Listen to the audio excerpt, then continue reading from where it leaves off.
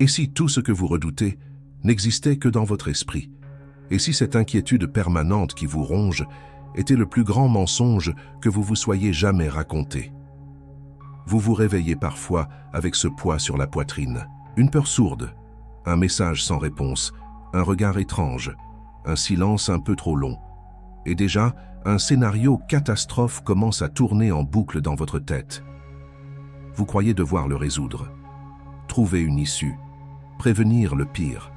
Mais si au contraire, c'était ce besoin obsessionnel de contrôler l'avenir qui nourrissait votre mal-être, et si le simple fait de vouloir tout anticiper était ce qui créait votre angoisse? Il y a près de 5 siècles, un homme l'avait déjà compris. Isolé dans une tour de pierre, perdu dans les terres du Périgord, entouré de ses livres et de ses doutes, il observait le monde avec une lucidité tranchante. Cet homme, c'était Michel de Montaigne. Il écrivait « Ma vie a été pleine de terribles malheurs, dont la plupart ne sont jamais arrivés. » Montaigne avait mis le doigt sur une vérité que la plupart préfèrent ignorer. S'inquiéter, c'est souffrir 2 fois. Une première, dans l'imaginaire, et parfois une seconde dans le réel. Aujourd'hui encore, la science semble lui donner raison. En 2012, une étude menée par l'Université de Pennsylvanie a révélé que 91% de nos inquiétudes ne se réalisent jamais. Cela signifie que l'immense majorité de vos peurs ne sont que des illusions. Mais alors pourquoi continuons-nous à nous inquiéter? Parce qu'on nous a appris à croire que l'angoisse est un signe de prudence. Qu'anticiper, c'est être responsable. Mais Montaigne, lui, pensait exactement l'inverse, et sa philosophie pourrait bien encore aujourd'hui tout changer pour vous. L'inquiétude comme illusion, la pensée piégée.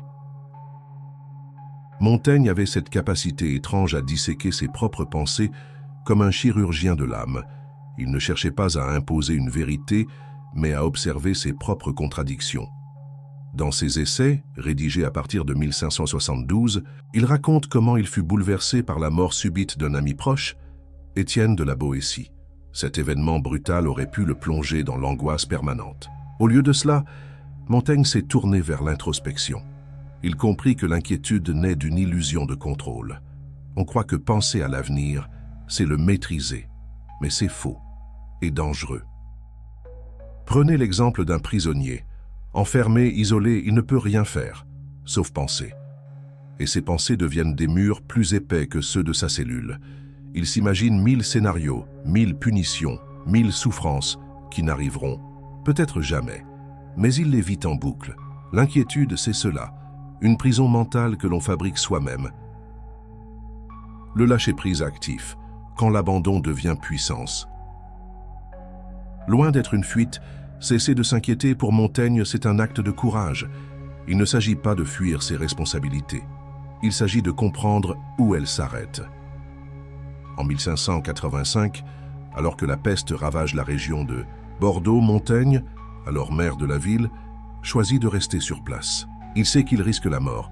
Il sait qu'il ne peut pas contrôler l'épidémie. Mais il agit, sans panique, sans projection délirante. Il fait ce qu'il peut et abandonne le reste. C'est cela, le lâcher-prise actif. Ce n'est pas une démission. C'est une soumission volontaire à l'imprévisible. Montaigne écrivait « Qui craint de souffrir souffre déjà de ce qu'il craint ». L'angoisse ne nous protège pas, elle nous consume, et seul celui qui accepte de ne rien pouvoir garantir devient réellement libre. Le pouvoir de l'attention présente. La clé pour Montaigne est dans le présent, dans ce qu'il appelait la vie ordinaire. Il racontait qu'il aimait se promener sans but dans son jardin, observer ses serviteurs, écouter les bruits de la campagne. Pas pour fuir la réalité, mais pour y plonger plus profondément. C'est dans l'attention à l'instant que l'on désamorce l'inquiétude, parce que l'inquiétude se nourrit du futur, du « et si », mais le présent, lui, est brut, froid, réel, et dans cette réalité, il n'y a pas de place pour les monstres imaginaires. Aujourd'hui, des études en neurosciences confirment cela. Selon un rapport publié dans Science en 2010, notre esprit passe en moyenne 46,9% de son temps à errer, c'est-à-dire à s'inquiéter, à ruminer, à fantasmer. Et cela nous rend profondément malheureux. La pleine attention au présent, elle, augmente le bien-être, radicalement. Montaigne, sans le savoir, avait déjà compris ce que la science commence à prouver.